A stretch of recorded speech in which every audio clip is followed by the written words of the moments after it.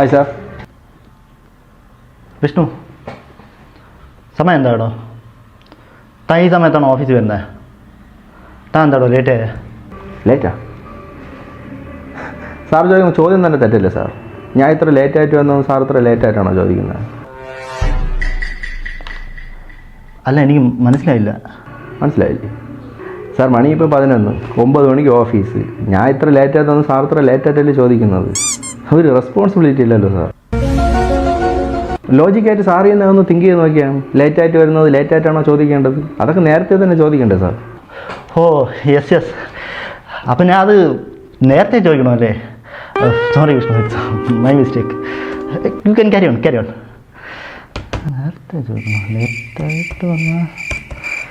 ലേറ്റായിട്ട് വന്നു കഴിഞ്ഞാൽ റിപ്പോർട്ട് എന്താടോ? ഇവിടെ ഇന്നലത്തെ റിപ്പോർട്ട് ലേറ്റ് ആവാതിരിക്കാനാണ് ഞാൻ ഇന്ന് ചോദിക്കണത്. ഒരു മിനിറ്റ് ഒന്ന് ഹോൾഡ് ചെയ്യണേ.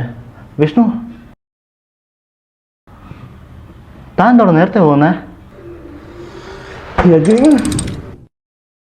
സാർ എന്താ സാർ, മണി ഇപ്പോൾ 5:30, 6 മണിക്ക് ഓഫീസ് കഴിയും.